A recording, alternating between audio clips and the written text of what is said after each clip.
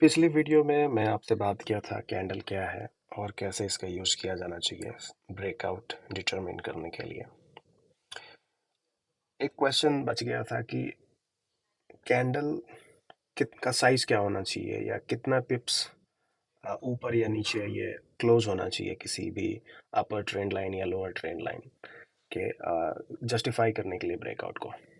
तो मान लो यहाँ पे हम लोग देखते हैं तो हमें ये नज़र आता है कि ये जो कैंडल है ये एक्चुअल ब्रेकआउट क्या है इस ट्रेंड लाइन का। और यहाँ पे हम देखते हैं कि ये कैंडल एग्जैक्टली ट्रेंड लाइन पे क्लोज हुआ, देन अगले दिन दूसरा कैंडल शुरू हुआ जो कि ऑफ कोर्स पूरे ट्रेंड लाइन के ऊपर बना, लेकिन ये ब्रेकआउट नहीं कर पाया, प्राइस वापस रिटर्न हो गया। तो ये कह सकते हैं कि ये वाला जो था ये आपका फेक आउट था और ये एक्चुअल ब्रेकआउट था। अब सिंपली आपको ये समझ में आ रहा होगा कि जो ये कैंडल का साइज है वो छोटा था पिछले कैंडल से, जो ये दिखा रहा है कि बुलिश बुलिश फोर्स है वो एग्जॉस्ट कर रही है और इसलिए यहाँ पे नीचे रिटर्न होने के चांसेस बन जाते हैं। लेकिन पता कैसे करेंगे कि कितना बड़ा कैंडल या कितना छोटा कैंडल? तो इसके लिए तरीका है कि हम कैंडल्स का एवरेज निकालेंगे और ब्रेक करने वाले कैंडल का एवरेज जो है, सॉरी, ब्रेक करने वाले कैंडल का साइज एवरेज कैंडल साइज से ज़्यादा होनी चाहिए। ये उसे एक स्ट्रॉन्ग कैंडल बनाती है। तो मैंने यहाँ पे प्लॉट किया है ATR एवरेज ट्रू रेंज, जिसमें मैंने 22 डेज का एवरेज निकाला है। ये ATR कैलकुलेट करता है 4 डिजिट प्राइसिंग में, इसलिए ये 0.0072 दिखा रहा है, यानी कि ये है आपका 72 पिप्स। 5 डिजिट में ये आपका हो जाता है 720 पॉइंट्स। तो 720 पॉइंट्स आपका एवरेज कैंडल साइज है। 22 डेज लेने का रीज़न ये है कि हम लोग काफ़ी लंबे लंबे पीरियड पे हम लोग ये एनालिसिस कर रहे हैं, जो कि अगस्त से लेकर के जुलाई के बीच में है।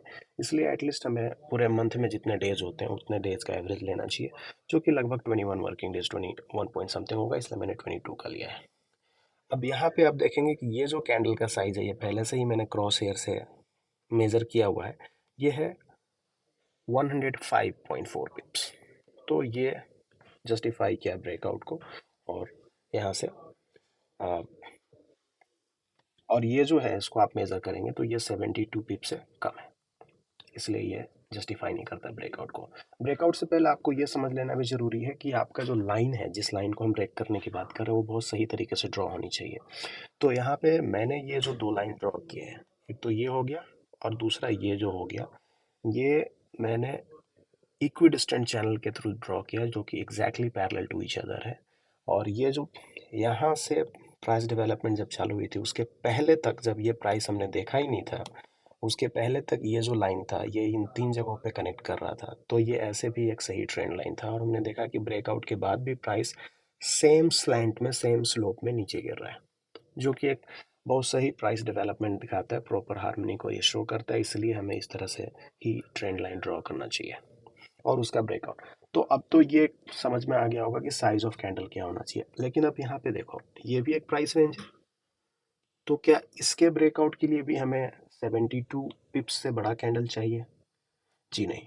अगर आप देखेंगे तो इसका पूरा साइज ही मुश्किल से 120 पिप्स होगा। तो 72 पिप का इंतजार करोगे ब्रेकआउट के लिए तो ट्रेडिंग डिसीजंस के लिए काफ़ी लेट हो जाएगी।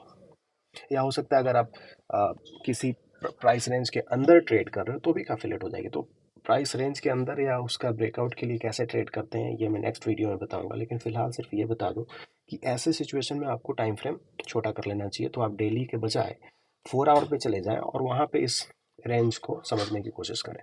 सिंपल यहाँ पे एक चीज़ आप हम लोग यूज़ करेंगे कि हमारा जो ब्रेकआउट या एवरेज कैंडल साइज है, वो पूरे रेंज का 1/3 से ज़्यादा नहीं होना चाहिए। तो अगर ये 120 पिप्स है तो 1/3 कितना हो गया? 40 पिप्स। तो एवरेज कैंडल साइज इसके बीच में हमारा 40 पिप्स से ज़्यादा नहीं होना चाहिए। तो डेली टाइम फ्रेम पे तो एवरेज कैंडल साइज 72 पिप्स आ रहा है, यानी डेली टाइम फ्रेम से हम डेली टाइम फ्रेम पे इसके ब्रेकआउट की एनालिसिस हमें नहीं करनी चाहिए, हमें 4 आवर पे जाना चाहिए। और 4 आवर पे फिर हमें देखना चाहिए कि क्या एवरेज कैंडल साइज 40 पिप्स से कम आ रहा है या नहीं, और वहाँ पे फिर हम लोग ब्रेकआउट डिटरमिन करेंगे। तो ये मैं आपको अगले वीडियो में बताऊंगा। फिलहाल इस वीडियो में इतना ही। Thank you very much.